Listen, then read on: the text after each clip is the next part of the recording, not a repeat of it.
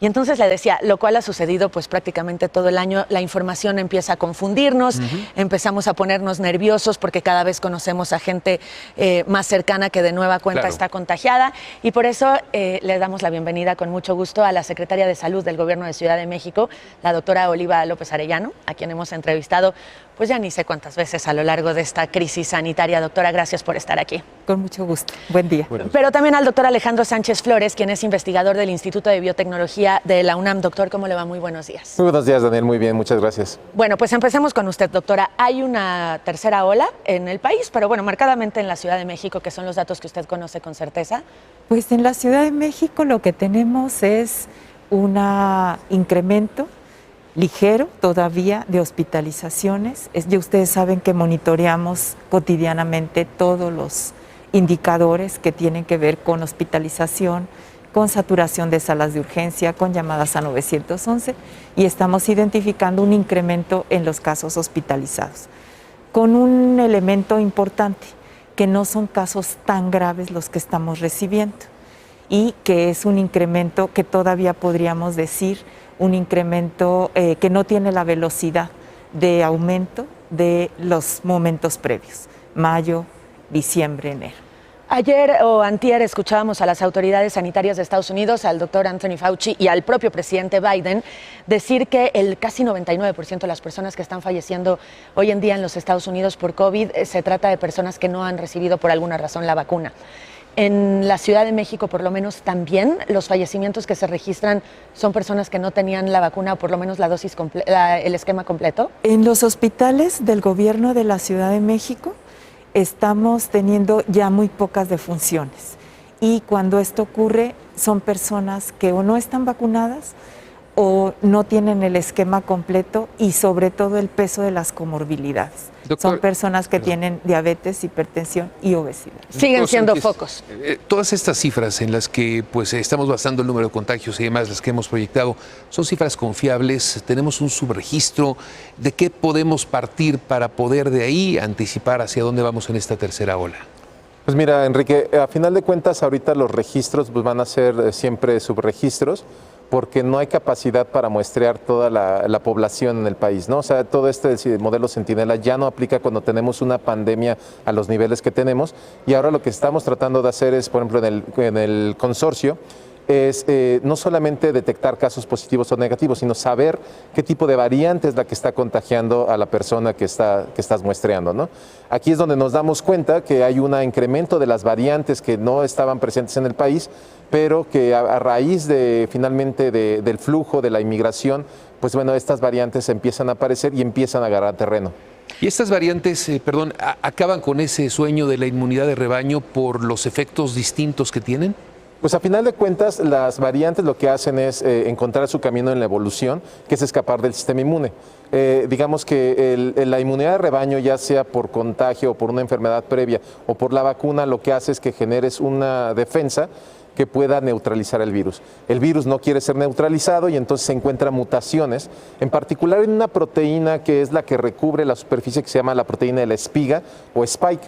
Ahí empieza a acumular mutaciones en las cuales tú después ves que se asocian a una mayor transmisión y también a una baja en el reconocimiento de los anticuerpos sobre el virus. Entonces, esto es lo que permite, primero, que el virus empiece a reproducir en gente que ya tenía una infección previa o incluso un esquema de vacunación incompleto, o en el caso los que tienen completos están en menor riesgo, pero en el caso de México, las comorbilidades, como decía la doctora Oliva, te ponen todavía en un riesgo latente. Ahora, hablamos de la variante. ¿Cómo una persona que se contagia hoy o que está contagiada en este momento puede saber si su COVID es por una variante? ¿Es la misma prueba o es una prueba específica y más larga, digamos, en cuanto a tiempo? ¿O cómo puedo saber yo si tengo COVID por la variante Delta, la Alfa, la Gamma o el original? Mira, de las muestras que se toman se extrae el material genético que se llama, en este caso, ARN. La normal, en cualquier laboratorio o en los kioscos de la Ciudad de México. Esa muestra, finalmente se le hacen unas pruebas para unas regiones muy específicas del virus, que son alrededor de 100 o 200 bases, que son las bases, los bloques básicos que forman esta molécula, pero el virus completo tiene 30,000.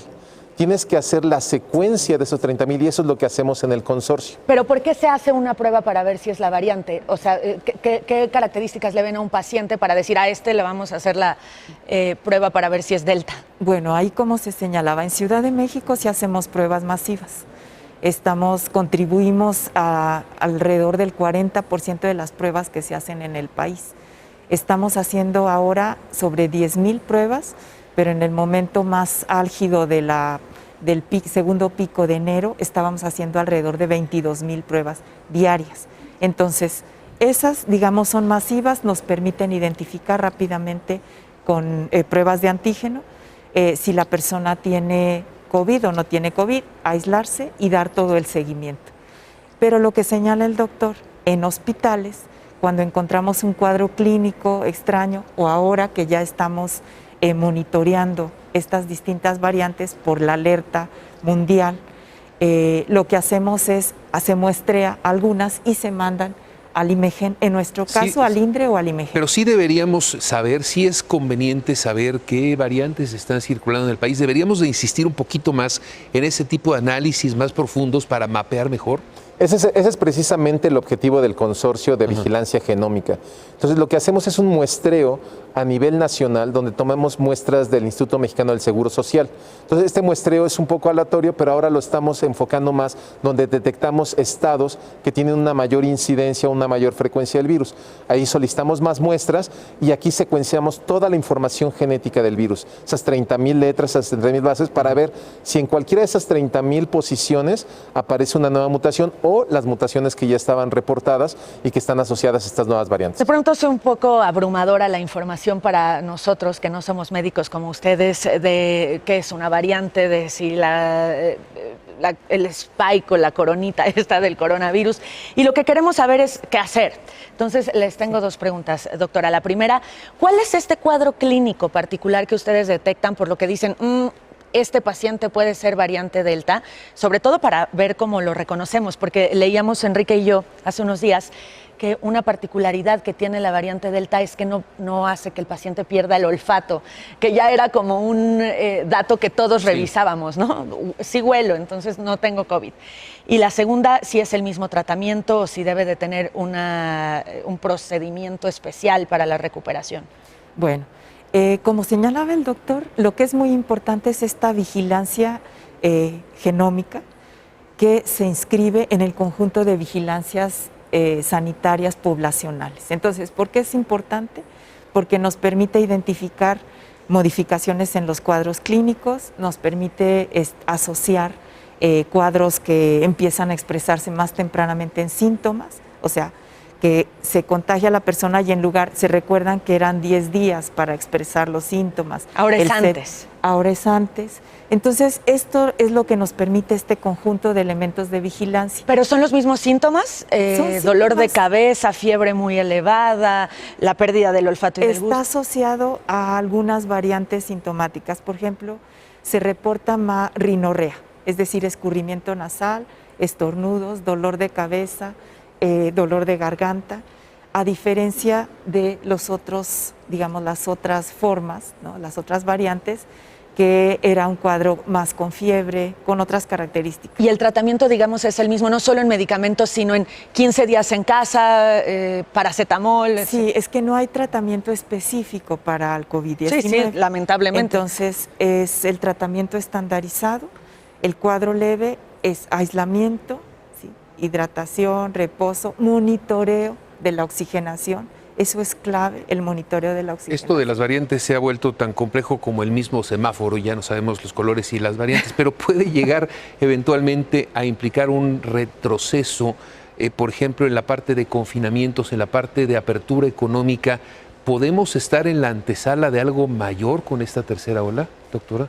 Lo que estamos valorando en Ciudad de México es que estamos en una condición muy distinta a hace un año o a los primeros meses. Por hospitalizaciones y por muertes. Por hospitalizaciones y muertes no tiene punto de comparación. Ustedes mostraban la reducción de la letalidad. Lo cual cambia el juego por Cambia. completo. Y luego la vacunación. En Ciudad de México hemos aplicado 5.7 millones de dosis. Ya tenemos, al terminar esta semana, tendríamos al 64% de todos los mayores de 18 años con primera dosis y al 38% con esquema completo. ¿Se puede confirmar, doctor, que todas las vacunas que se están aplicando en México, es decir, la AstraZeneca, la Pfizer, la Sputnik V, la CanSino y la Sinovac, estas dos últimas chinas, sirven de la misma forma para las nuevas variantes que se conocen hasta hoy? Las tres que mencionaste, que es Sputnik, Pfizer AstraZeneca, Pfizer y Johnson & Johnson, en este caso que no la mencionaste, pero es bueno, en la frontera la están poniendo. Que la están poniendo. Esas tres sí se tiene información que causan, o bueno, más bien que producen una reacción que sí puede neutralizar a las variantes. Ahora, las vacunas es muy importante decir dos cosas. Una, que para alcanzar esta inmunidad de rebaño o inmunidad grupal se necesita el 87% de la población vacunada con esquema completo. Y la otra es que finalmente las pruebas que se conocen es que el virus, las variantes, se escapan un poco a los anticuerpos, ¿no?, que se genera por la respuesta a las vacunas.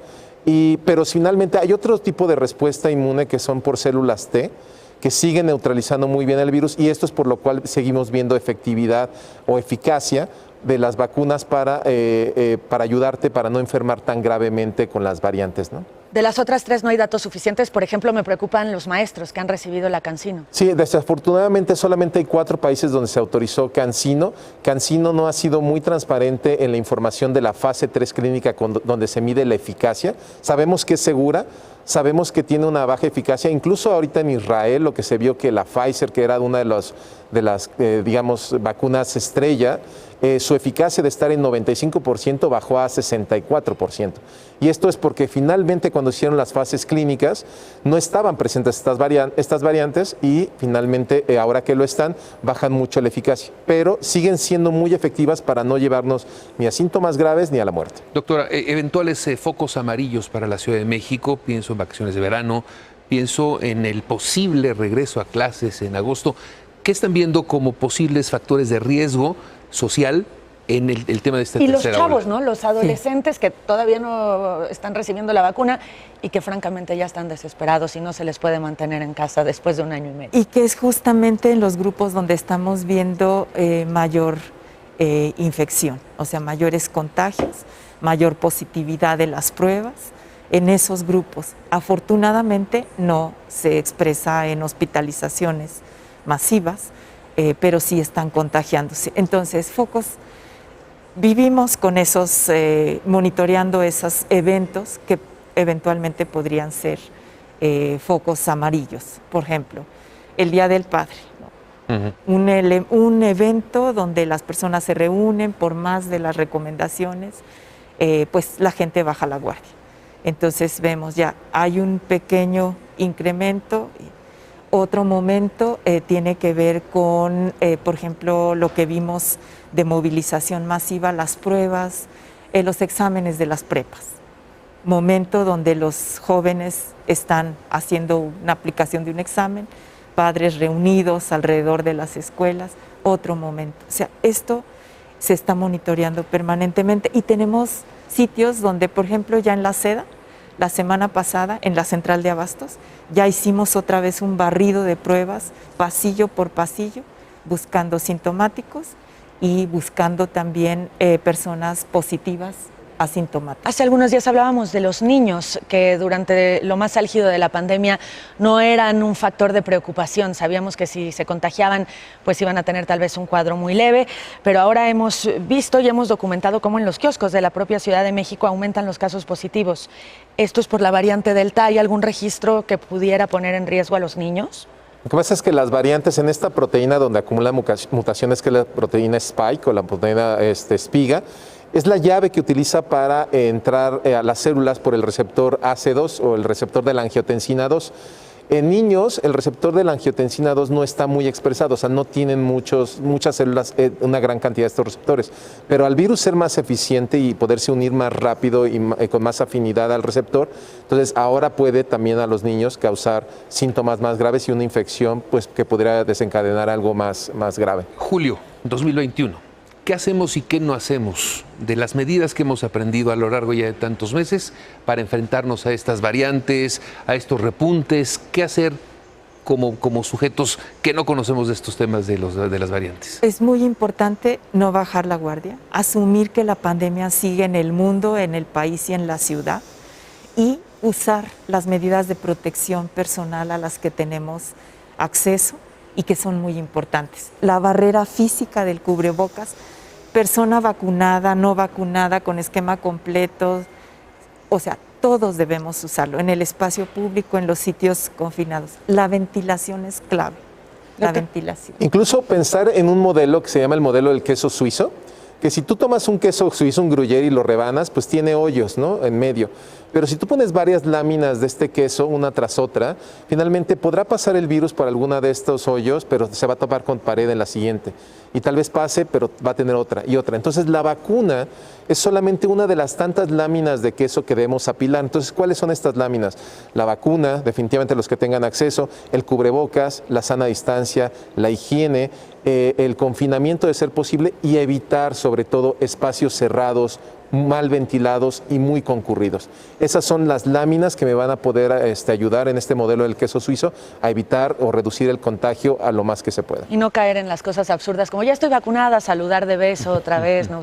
O ir a fiestas. O ir a fiestas, las graduaciones, los antros que ya veíamos que están. Evitar eventos de supercontagio, que es lo que te digo, sobre todo que se dan en espacios cerrados, que estén poco ventilados y muy concurridos. Simplemente, aunque ya no estén concurridos, se puede quedar el ambiente tan saturado de partículas de aerosoles que traen el virus, y aunque no haya nadie, si no se ventiló, yo me puedo infectar.